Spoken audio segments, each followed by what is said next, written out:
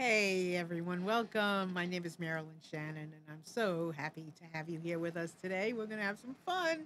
No telling where we're going, but hold on. I'm going to tell you in a minute if you don't already know. But before we get started, I want to say hi to Amnon. Hello, Marion. Good morning. Good afternoon. How are you Well, doing? like always, it's Yeah, it's it is. morning somewhere, Yeah. right? So it doesn't Yep. matter what we say, Right. right? It's good, Good day. good Good after day. morning, good after day, good night, whatever it is, right? Good day, right? What are you thinking? Good morning. Good, good morning. Good morning, night. Good Good morning. morning, night. Good morning, night. Whatever. Good morning, night. Well, everyone, I hope you had a great weekend, and it's going to be a great day and a great time to be at the Breaking Free show because we are going to be breaking free. So, we have all kinds of guests. You never know from one week to the next who we're going to have, what we're going to talk about because, we're talking about freedom, right? So freedom comes in all shapes and sizes and all different ways that we get to break free and be in our own skin and live each and every day joyfully. And so today, I said to Amnon before the show got started, I said, we've been in boats, we've been on islands, we've been in caves, we've been all over the place. And today, my friends, we're going to be in a tree. So let me welcome our guest to you today, Patrick Brandt, who is in a tree. Hey, Patrick. Hey, how are you, Marilyn? I'm good. How are you? I am doing great too. We're loving it up here in this tree. Well, you're going to tell us all about it. And so, for everybody out there, you are more than welcome anytime during the show to call in at 919-518-9773 if you want to have a chat with the man in the tree or me. Well, that rhymed. And you can come in on Skype at computers, that's plural, the number 2K voice, computers 2K voice. If you like to chat and we have a chat window open, you can come in there as well and ask questions and comment. And we're going to be talking about all kinds of things. So enjoy. All right, Patrick, you're in a tree. Like, Yes, I am. okay, why are Uh, you in a tree? I love trees. That's probably the main reason. I'm about 90 feet up in a tulip tree right now uh, in Chapel Hill, North Carolina. And so And there's you look, are you are a tree climber. And what else that, are you? tree climbing is kind of a side hobby for me. And I do it whenever I get a chance, and I'm always looking for an excuse to get into the tree. But my full-time job is at UNC Chapel Hill, where I work in the Office of Graduate Education, helping the grad students here at UNC to know what careers are available for them after they graduate. So obviously, anything is possible, right? I mean, here we have somebody who's in a tree and is part of his fun hobby. What do we call that? Job hobby? Yeah, I call it my jobby. My, Your my wife came up with that term, so it's my job hobby. job hobby, jobby. That's perfect. So you're 90 feet up above the ground, right? That's right. And then you're on a branch. What are you sitting on? So I'm actually standing on a branch, and I'm tied in with strong arborist ropes. I'm tied in at two different spots, and my feet are on this nice big branch, and so I'm kind of triangulated. It's very comfortable right here. I don't know if you can see my hands. I don't need to hold on to anything. I'm just in a harness and tied in at two different places. It's really comfortable. And so, how does it feel like to be in the tree? Oh, Patrick, can you hear me? Oh, it's great. I don't. Fine. Yep. Can you hear me? Yeah. Yeah, so it's great. There are bug noises. I can hear the cicadas calling. Uh, about 90 feet below me, there's a little stream. I can hear that gurgling down below me. And every once in a while, there's some wind that comes through as well. So it's very peaceful up here. So, what is the tallest tree you've ever climbed? Uh, well, the tallest tree that I've climbed, I've been about 120 feet up in a tree that was a 140-foot tree.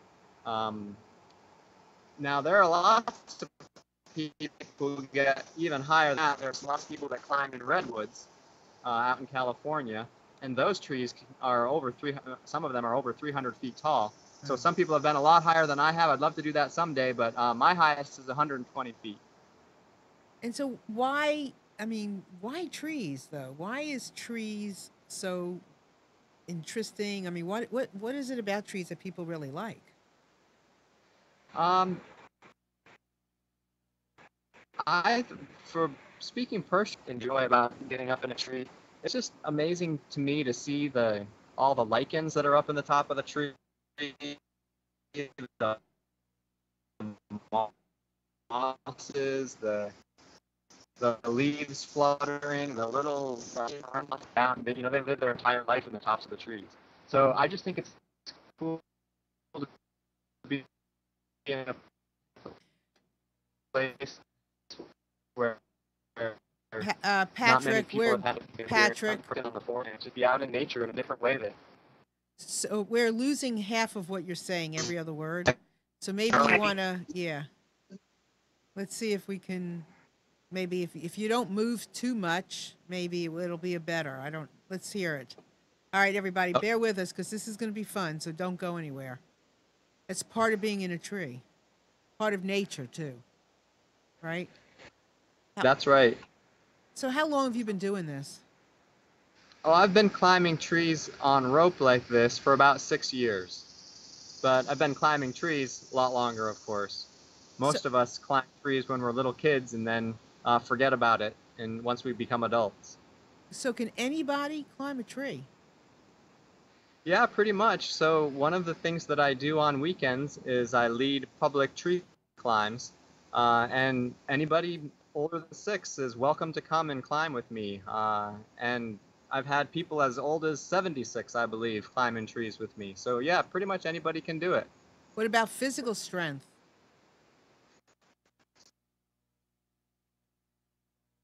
So it does take, it's a, I mean, you're climbing up the tree itself.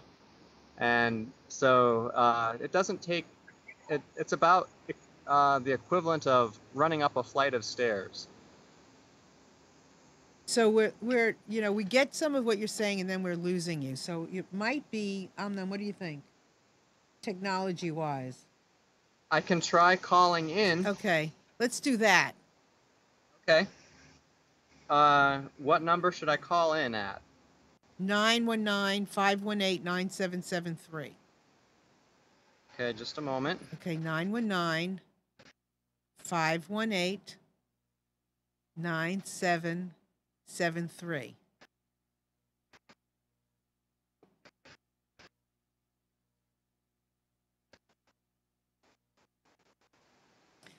So everybody bear with us.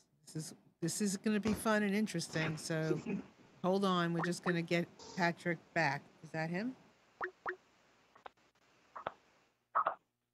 All right. Hello?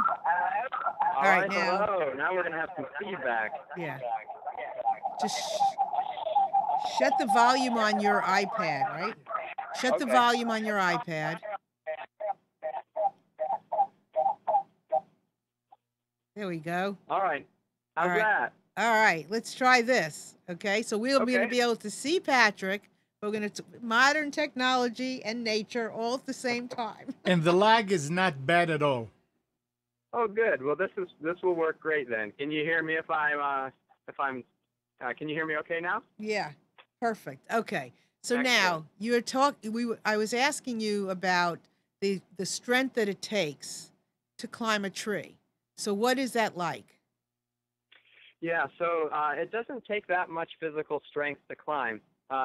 And pretty much if you're able to walk up a couple of flights of stairs, you could climb up a tree using the techniques that I help get up into the tree. And and the nice thing about tree climbing is that you go at your own pace. If you just want to go up a few feet, that's fine. If you want to go up slowly, that's fine. Usually people climb with me for about 1 hour, and it's not difficult for them to get up 60 or 70 feet up into the air. So are there certain trees that are good for tree climbing and then certain trees that aren't? Pretty much any tree that has big enough limbs you can climb. Some of my favorites to climb are white oak trees because they tend to have really spreading crowns, meaning that you can get up in there and really feel like you're in the center of a huge tree. These tulip tree, like the tulip tree that I'm in right now, it's also one of my favorites to climb because they tend to be really tall, so they will emerge out of the top of the forest and give you a really nice view. So, like when you're walking around, I mean, I know, like I'm into people's feelings and emotion and how people are, and listening and all that kind of stuff to people and what's going on around me. Uh-huh. So, when you're looking at trees, do you just see trees that you can climb? I mean, do trees talk to you? Yeah, definitely. There's a great story to the tree that the 120-foot tall tree that I was climbing in. I was coming out of my doctor's office and looked up on the side of a hill and saw this gigantic crown of a huge tulip tree. And yeah, so you talk about a tree talking to you. That tree definitely talked to me and said, "Come on over and check me out sometime, and it would be a great tree to climb." And so I filed that away till I had an opportunity to go and find it. It was on some public land, and I went and climbed it. It's a great one. I've taken a lot of other climbers to that very tree, actually. Hmm. So, but do you generally have conversations with trees? No, not usually. There are some people, though, that like to name the trees that they climb. That's definitely a popular thing.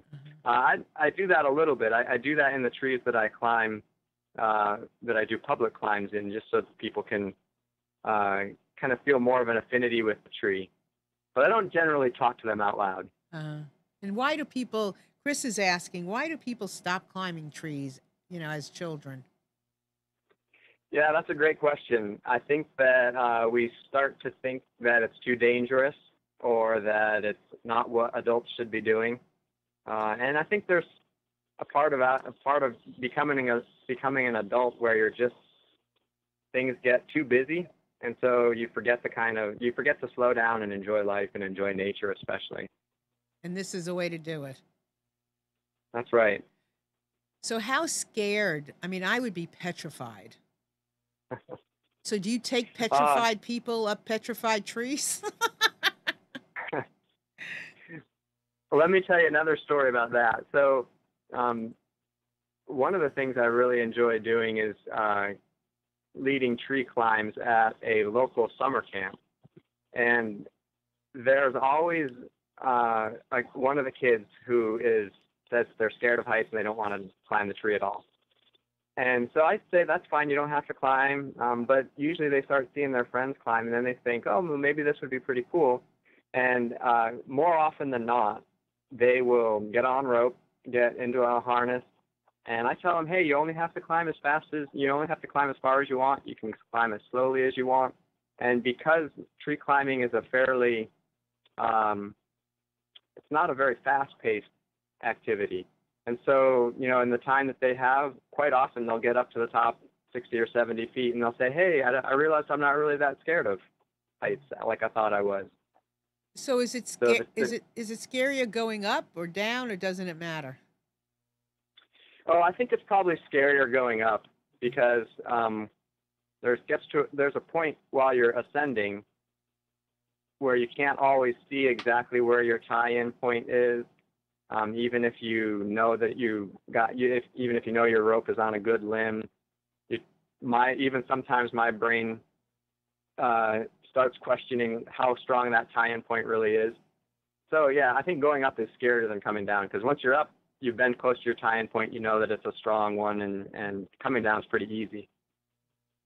And so, how long did it take you to get into that tree today?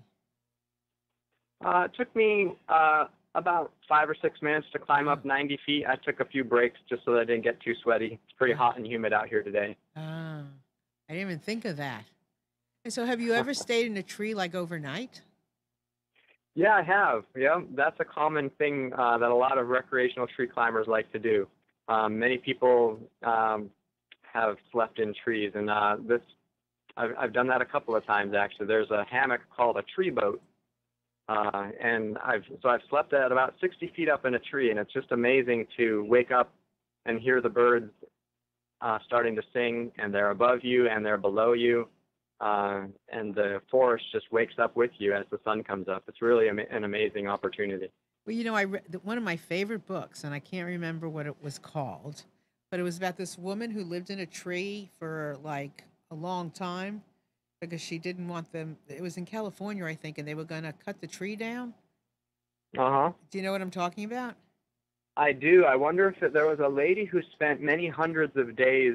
There's probably multiple people who have done that to protest logging.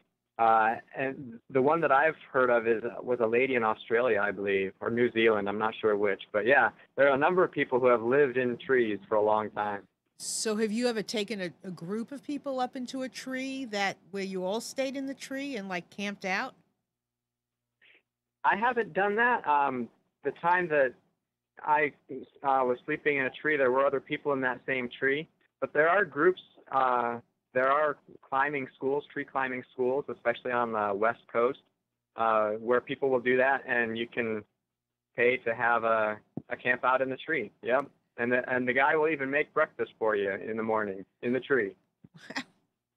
That's kind of cool, I think. So, okay, so you can take up how many people at one time?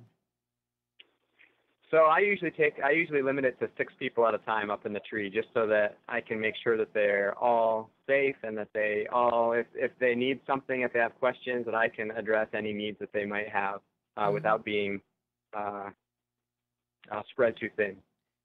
So, any kind of weather or just certain kind of weather? Pretty much any kind of weather, as long as it's not thundering and lightning. We climb in a light rain, which can be a lot of fun too. The forest acts differently when it starts to rain. Different bugs will come out, and the experience is different. The ropes still work just fine if you're whether they're wet or not. So really, it's only thunder and lightning that you have to be concerned about when climbing. Wow. Well, Chris put a quote on our chat, and I'm going to read it because it's really beautiful. It's from Bill Butler, and the quote is, let's see. Here is just some of the beauty of trees. They live and breathe, but they are never discontent with their lot in life. They're not jealous of other trees, never complain about the position they're in, never harm or injure any others, never whine about their neighbors, never worry about not being good enough, never worry about not having enough. And as far as the book, it was Julia Butterfly Hill. It's a great book. Ah, okay. Yeah, Uh-huh. I would highly, if anybody is interested, it's a really cool book, and she lived in the tree. I mean, for a long time, so it's really interesting. So That's you any another question? Any weight will you take up in a tree, or do you have like a weight limit? So there's no weight limit as far as the ropes or the tree are concerned. So the ropes that I use are standard arborist ropes. And the techniques that I use are the same techniques that someone would use if they were coming to your house to trim your trees. Uh, and so the ropes will hold 5,400 pounds. So no one's gonna. So that's plenty to hold whoever wants to climb. But there is a practical weight limit at which it's pretty tough to be able to pull your weight up. And so I found that that's about 250 or 280 pounds, depending on how muscular somebody is. But it can be. I do have different ways that I can help people, even if they are heavier, to be able to get up into the tree using pulleys and other mechanical advantage, so that they can get the view that their rest of their family might be getting. But Uh, yeah, in general, 250, 280 pounds, it can get pretty tough, pretty you have to exert yourself quite a bit to get that well, amount of weight up into the tree. I just think it's fascinating. Like, what is the one of the most heartwarming experiences you've ever had? Well, I love it when families climb together. Uh, and that's sometimes the most fun tree climbs are when there's a family with teenagers climbing together. And teenagers, I've got a couple of them. They can be a challenge sometimes, and it can be hard to make a connection with a teenager sometimes. But I find that when a family is climbing up in the tree, they make a connection and make memories that can serve them well for a long time afterward. And so, just actually last Saturday, a couple days ago, I had a family, a mom and her son and daughter, who were climbing, and they were rooting each other on and making great memories. So those are the kind of things I love to see. Yeah, I mean, I think my husband, I know he's been in a tree when he was younger to help his brother down. He used to climb a tree all the time and get stuck. And of course, a cat. And I know you do that too, right? You help people get their cats down. Yes, that's exactly right. So, like I said, I'm always looking for excuses to climb trees, and I found soon after climbing, learning to climb, that there was a community of people who know how to climb, who put their names on this worldwide directory of climbers who are willing to help people get their cats out of trees. And so I signed myself up, and that was back in 2011. And since then, I've rescued almost 150 cats that were stuck in trees. Wow. So how has this like changed your life? Uh, well, I think it's helped me to slow down and to appreciate nature in a different way than what I had before. I've always been a nature lover, but I've I love learning about trees. I'm training to become a certified arborist, which involves a lot of book work and a lot of field work. Um, I love learning about how trees work together in the ecosystem to serve us as fellow people on the earth with trees and with animals and plants. So it must really hurt you when trees get knocked down. Yeah, sometimes for sure if there's no reason. Sometimes a tree is growing old and you don't want it to fall on a home or something like that, and so sometimes trees do need to come down. But yeah, when there's no need for a tree to come down, that is hard. And especially, one of the things that's really hard for me, one of my early climbing trees that I had found, it just for whatever reason it had reached the end of its life and it started to die, and of course then it's not safe to climb, and that was sad for me to watch that process of it dying. I still go and visit every once in a while, but it's falling apart right now. It's out in the woods, and so that's sad. But it's all part of the web of life also. Right. So when those limbs fall down, they give back their carbon source to the area around it and feed the other trees around it. Right. It's all part of nature, isn't it? Yep. So I know, and Chris, who works with us, and he's our like assistant producer, associate producer. She and her daughter went up with you. That's how we found you, right? That's right. Yep. They climbed with me at the North Carolina, the NC State Arboretum last spring, I believe. So tell us how good Chris is climbing a tree. Well, she and her daughter were great. They were great climbers, and I can't remember how high they got, but I imagine that one or both of them probably got up into the tree and rang their bell at the top of their rope. So Is Chris there to be able to yeah, validate that? Chris. Yeah, she is. She did say that it's scary to climb when it's windy, though. So I assume. Oh, is that her? What do you? I'm sorry. Say that again. Is that her? Okay. Okay. We might lose you a second, but hold on. Let's see. Chris. Okay. Yeah, it's Okay. me. Hi, everybody. Hey. Okay. So tell us about your experience. So I just missed the last couple minutes. Patrick, how good of a climber am I?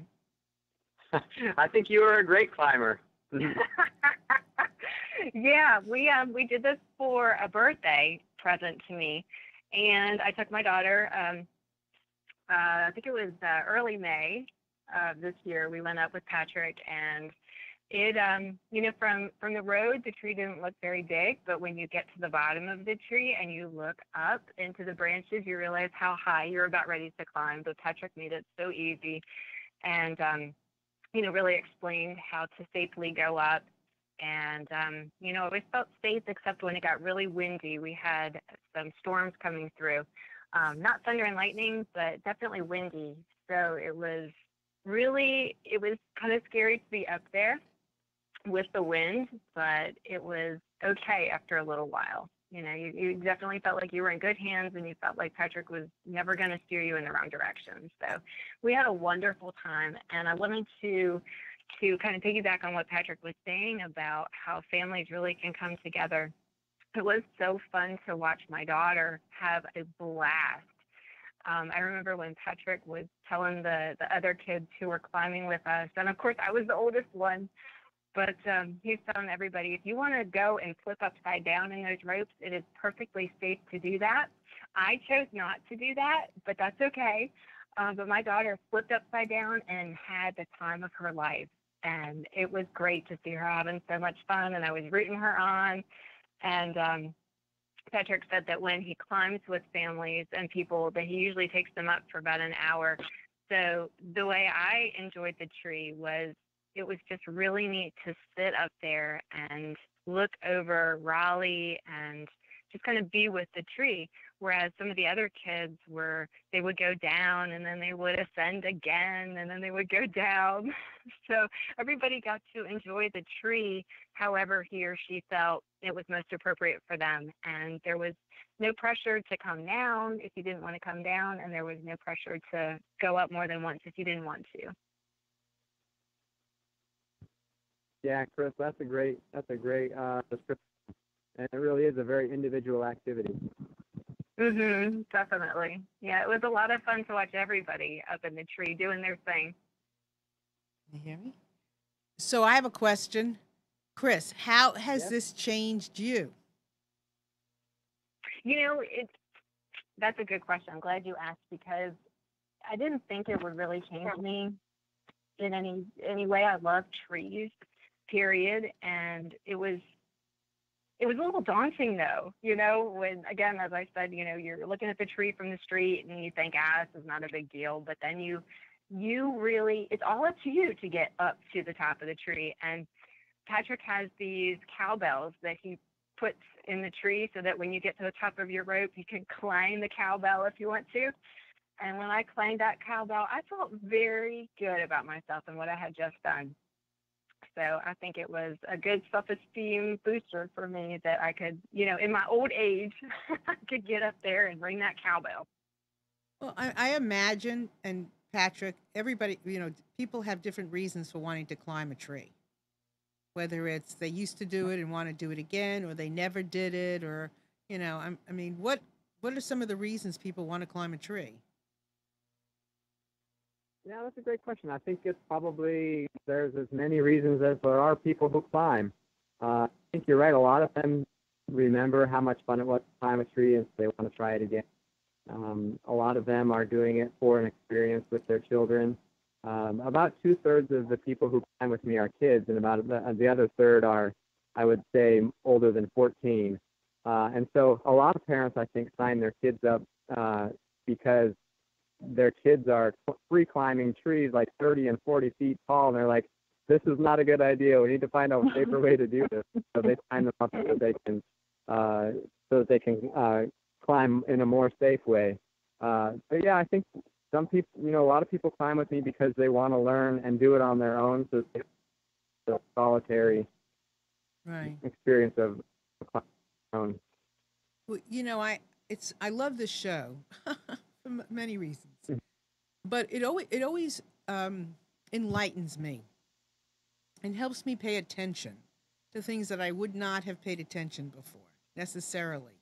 And yes, I look at trees and I like trees, but I've never looked at a tree with the potential of climbing a tree. And I think even if I don't ever climb a tree, which now I'm wondering maybe I will. I hope you do. Mean, how amazing to look at a tree and go, is this a tree you would climb? I can't even imagine getting my leg up on a branch though. But I'd have to pick a tree that has a branch that my legs can go up. Well, I've had a lot of people tell me that on the way driving home from the tree climb, they're looking at trees along the highway in a totally different way.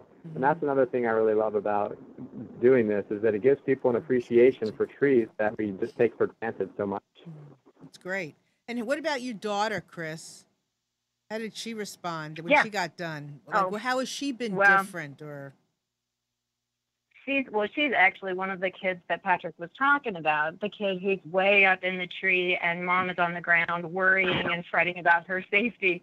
So how is she different? I think it kind of opened her up to climbing.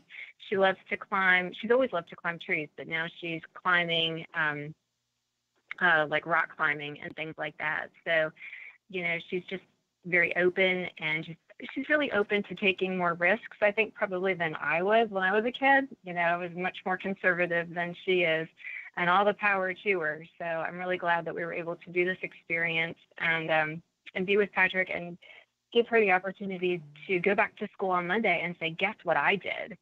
And none of her classmates, could say, oh, I've done that too. She was the only one. And I think she really liked being able to say that. Interesting.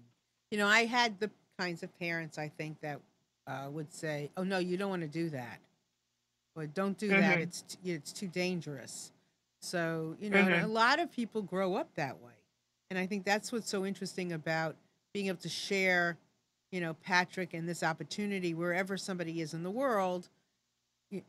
There are things that we can do, that help us break free, obviously. And this is one of those things. And I can't imagine, I've done things in my life since I've been married to somebody who's a little more adventurous, right?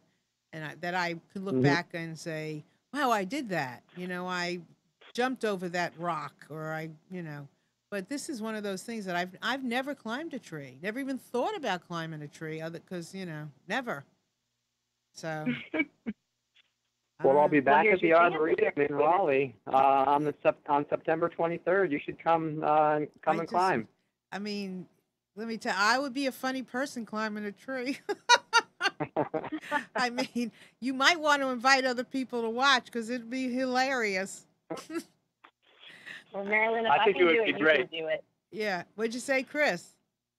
I said, if you can do it, or if I can do it, you can do it. I don't know. My husband, oh my God, we'll have to talk about it because I think it'd be fun. And I would love, to say, look, because it certainly, I have to practice what I preach.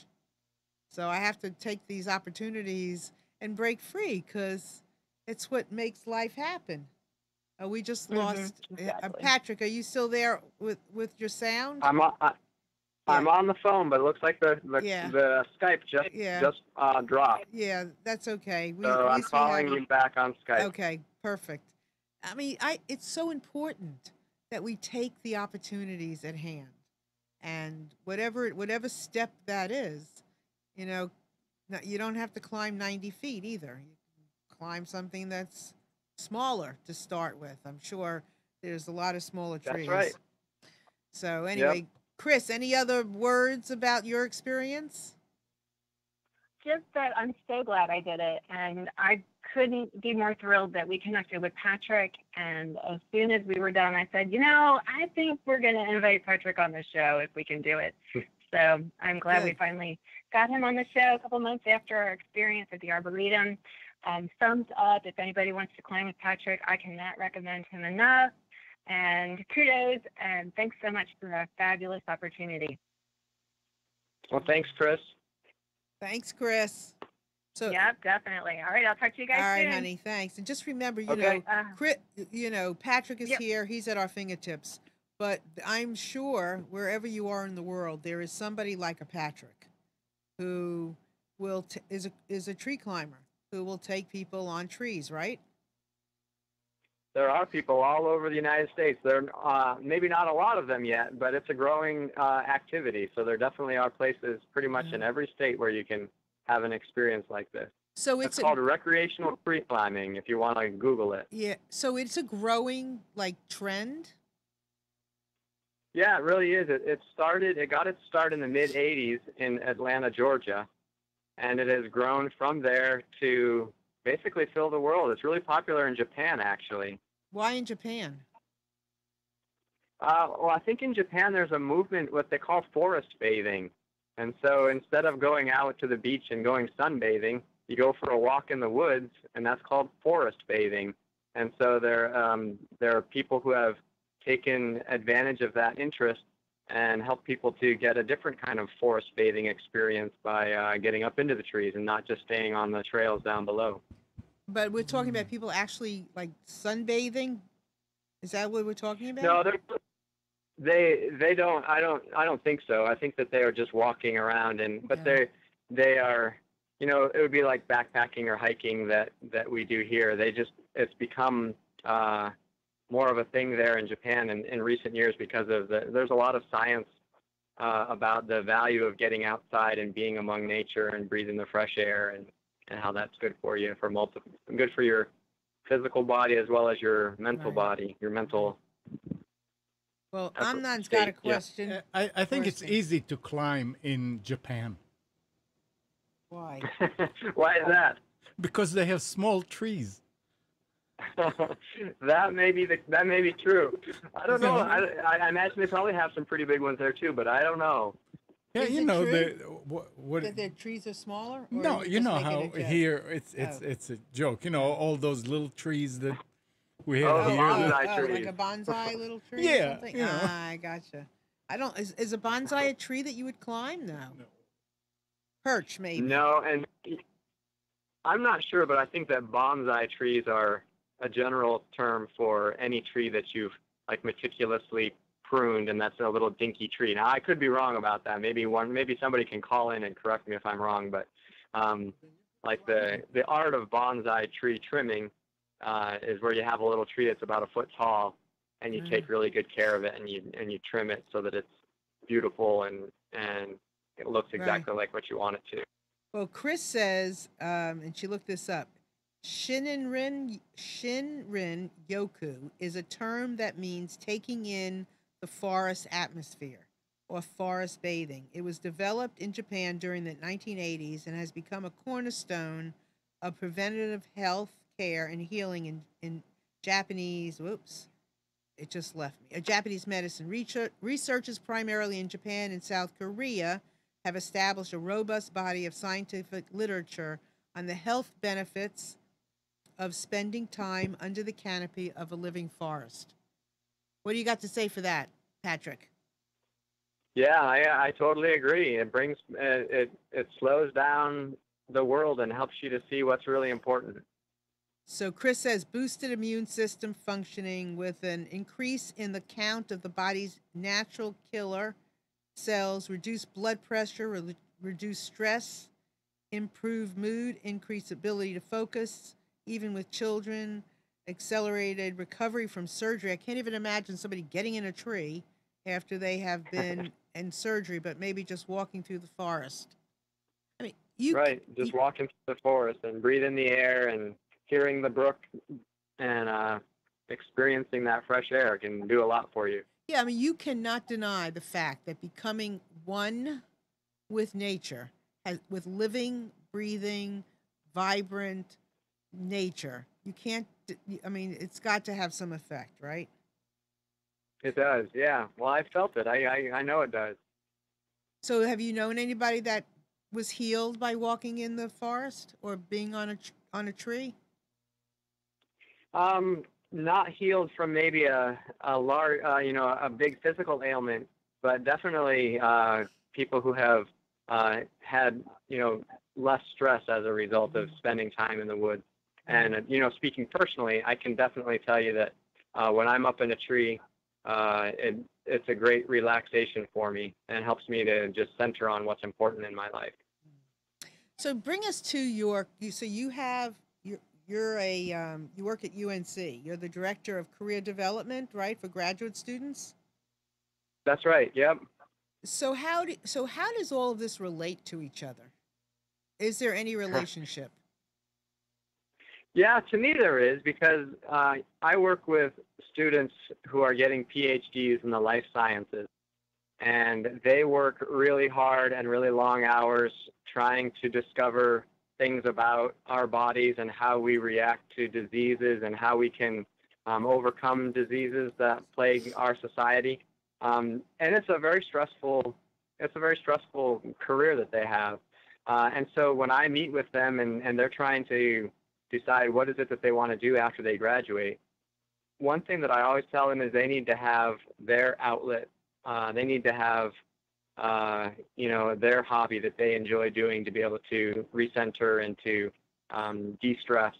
And, that's nothing new. People have been talking about that for a long time, but I can, give them as an example of what I do.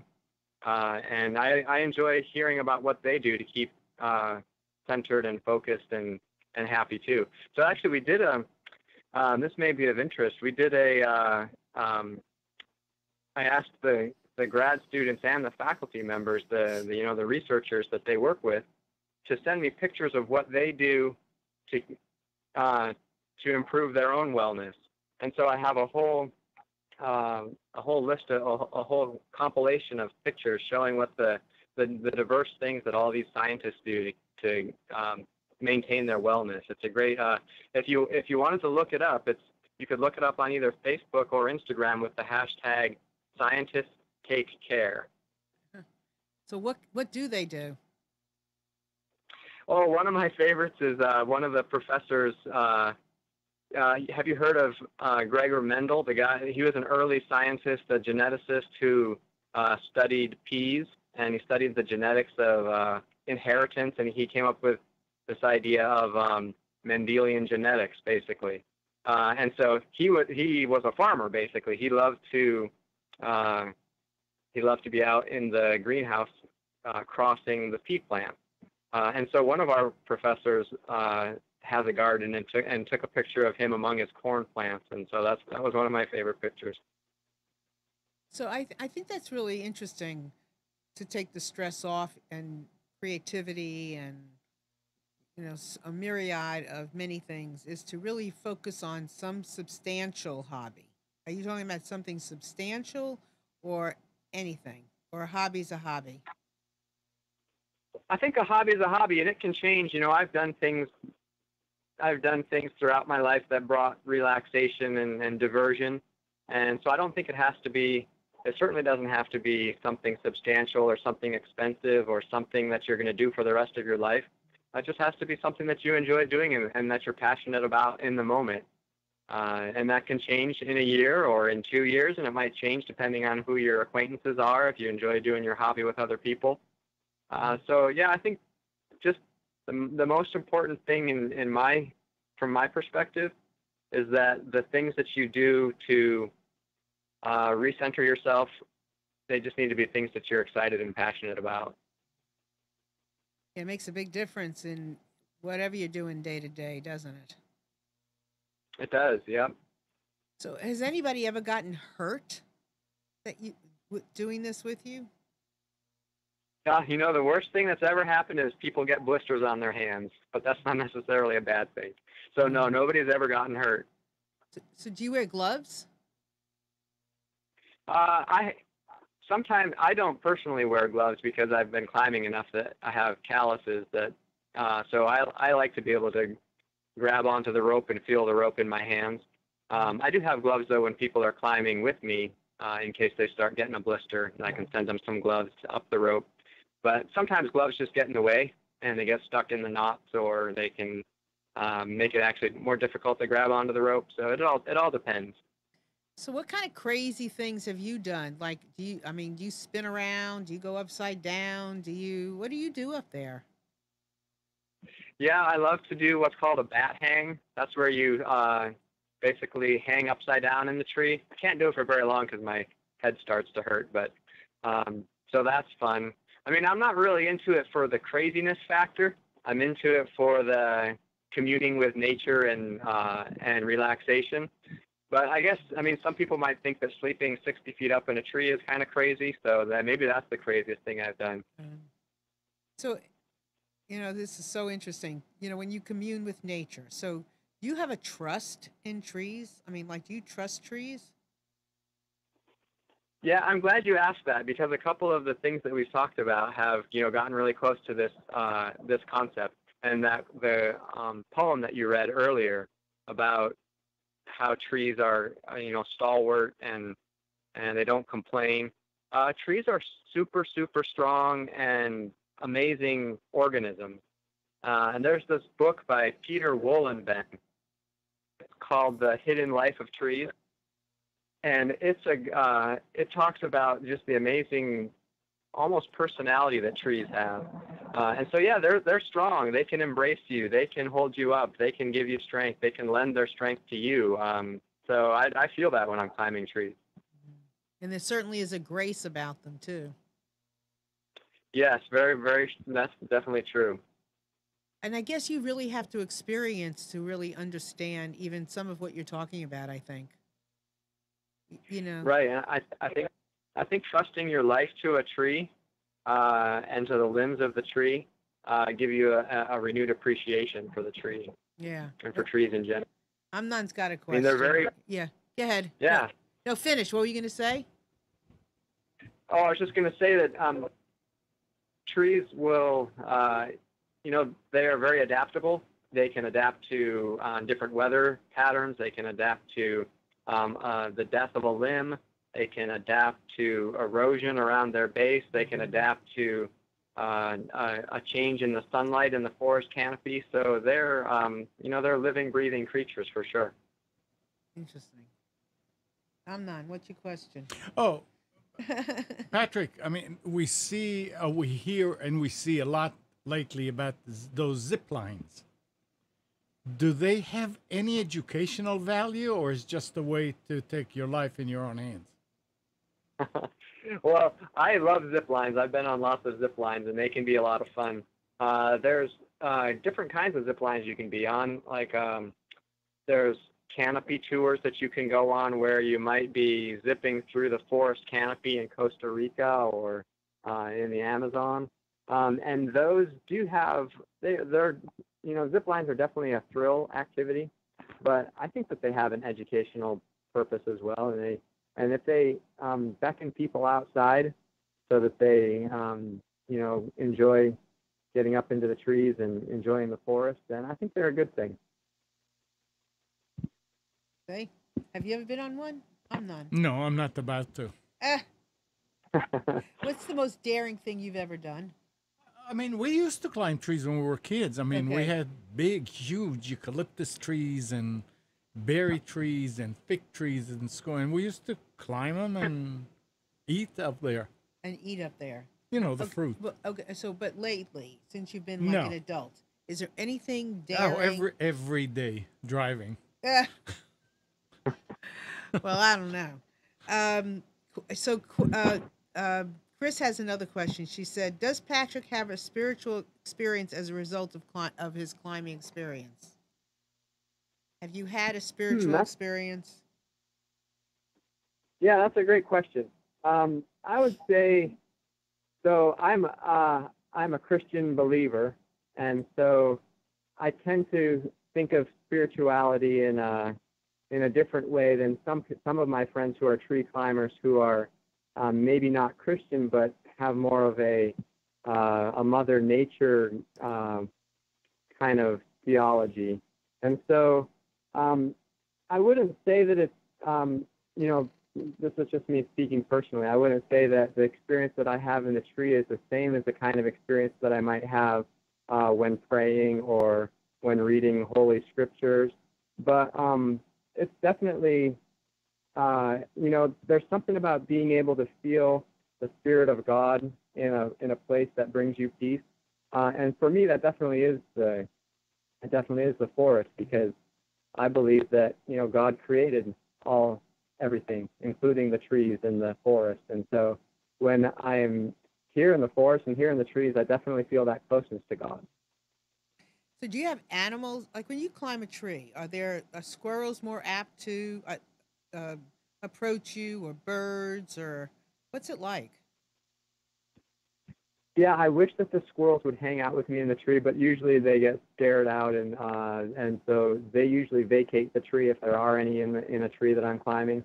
But I have had some neat experiences with wildlife. One time I was climbing a tree with a good friend, and a pileated woodpecker flew below us. Those are the big red-headed woodpeckers. The Woody Woodpecker from the cartoon is kind of patterned after a pileated woodpecker. They are really unique animals and almost prehistoric looking. They've got a big red comb on the back of their head, and they're really big woodpeckers, the largest woodpeckers that there are certainly in this part of North America. And so that was neat to be able to see that. And actually, the tree that I'm in right now, I walk through this area occasionally when I'm coming to and from campus, and I have seen a pair of owls. I'm not sure exactly what kind of owls they are, but they live in this grove of trees. And like I mentioned earlier, there's a little a creek that runs down below. Mm-hmm. And so I've often startled the owls awake during the day as I'm walking through this area, and they will gracefully and silently go from one tree roost to another as I walk through. It's really neat. So do you? I mean, this is a crazy question. So do you think they know you? Are they familiar with You you? know, I think the owls here probably recognize me. I would think, because I do walk through here fairly frequently, and I've stopped and tried to get pictures of them, and they've never let me get close enough to get pictures. But yeah, I think that they recognize me. They probably see that that's the guy who is always trying to get pictures of them. Uh huh. But they're pretty elusive. You know, when you get comfortable in a certain place or environment, it does change. You know, I remember as a young woman, sometimes I would go into a house that was huge, right? And if I went into that house more often, it didn't seem as big. It got smaller, Uh, right? Or certain things change as you get more comfortable with it. So I'm so curious to really understand more about the forest, like the more comfortable, like I like to hike, but I think if you go on like the same hike, you know, the same path, it's going to be different than when you change your forest. There's something that tells me, go ahead, what are you going to say, Patrick? yeah, I was gonna say it's that familiarity that you were talking about. You know, a lot of people today are scared of going out in the woods because it might seem like a scary and unknown place, just because many people don't have experiences walking around in the woods or in the forest or in the field. And so I totally agree with you. The more that you enjoy nature and the more that you enjoy being outdoors, the less scary it seems. Mm-hmm. To the point where, you know, the first time that I was camping up in a tree at night, it was a little scary as night fell and the noises changed. But then it became almost like a very comforting experience as I got more familiar with it. So these are all really good things to getting me out into the forest and into a tree. So I really do Good. hope, yeah, and I really do hope that those of you that are listening, you know, maybe there's something you look into, something like this, or maybe it has something to do with rock climbing or mountain climbing, or you know, something that you start with that may be something you never thought of doing. I mean, I never realized that people were, until Chris brought it to my attention, I never realized that people were doing this. And honestly, sometimes you don't I'm debating, but in general, you don't always have to do something that other people are doing to experience a sense of freedom. You can experience a sense of freedom just by the knowing that it's being done.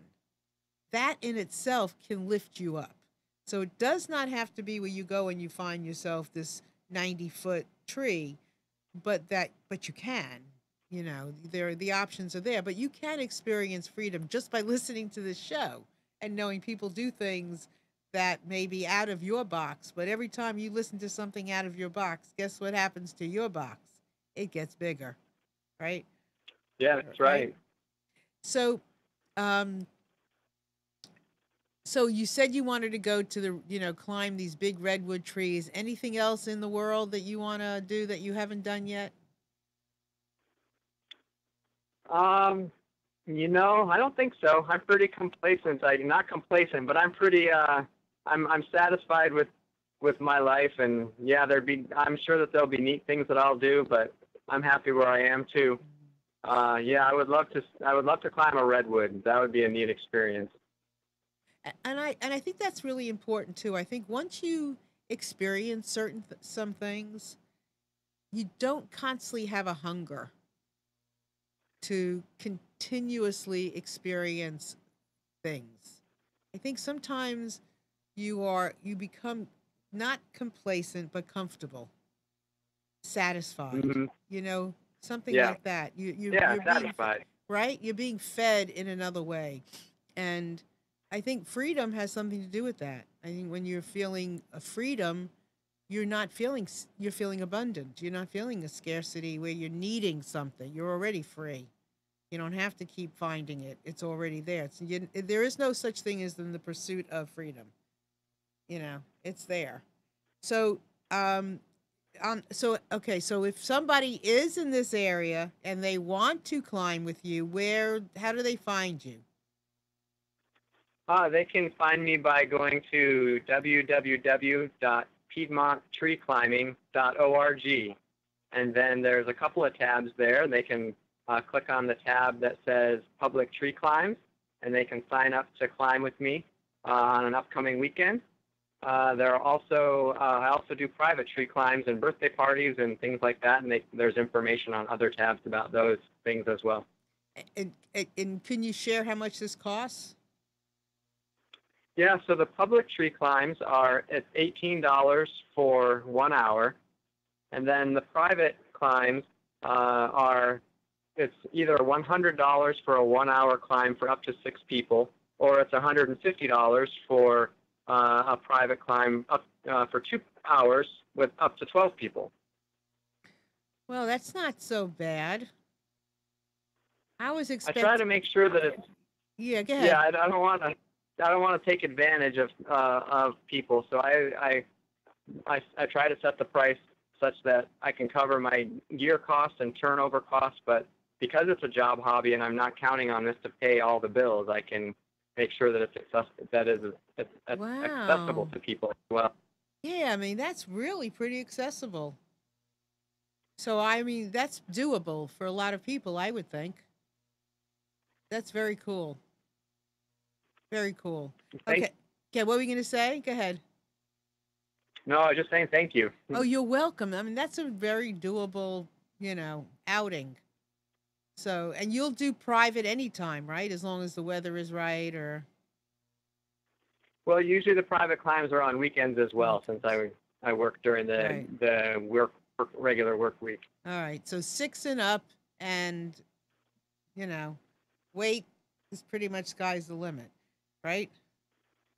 Pretty much, yeah. Cool. All right, so hold on, we're not done yet. So I have a book on Amazon that I want to share with everyone. It's called In Just One Afternoon, Listening to the Hearts of Men. And you can find it on Amazon. It is a #1 selling book on Amazon. It's an ebook and a paperback. And it's a really interesting, intimate look into the lives of 22 men. So if you want to understand a little bit more about men, if you're a man and want to understand yourself and your other male role models and so forth, you can check it out. Women, I have a lot of women reading this book who want to understand men. So In Just One Afternoon, Listening into the Hearts of Men, out on Amazon.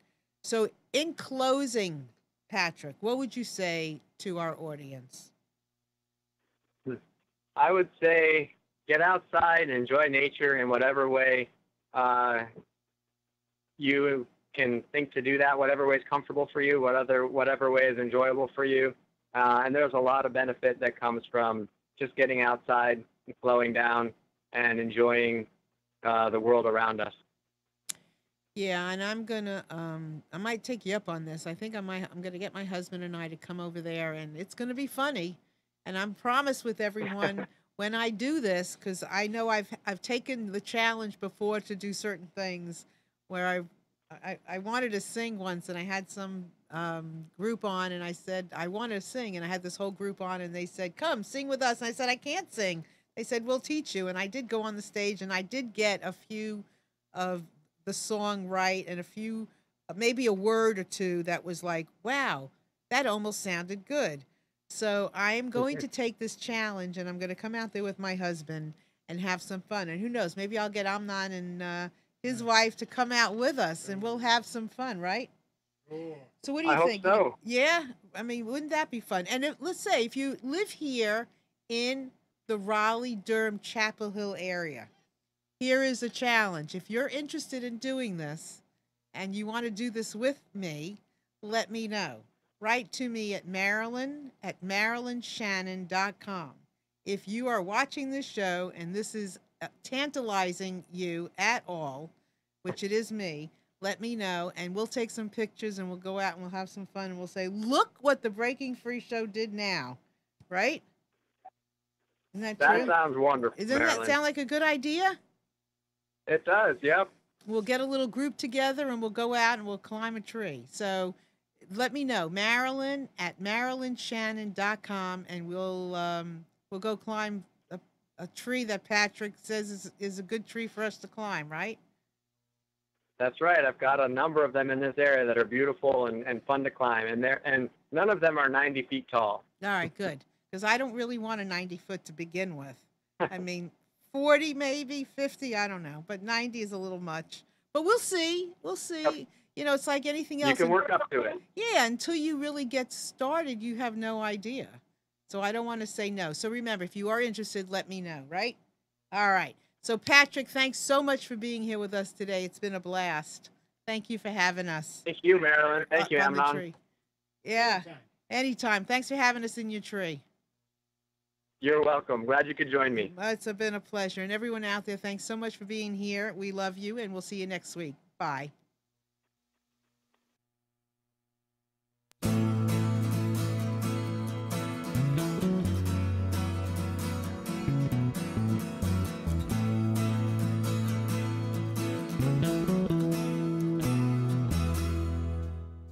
You are tuned to the Nissan Communications Network. If you tuned in too late, you can always watch each program in its entirety or download an MP3 audio file of it in the archives section at nissancommunications.com.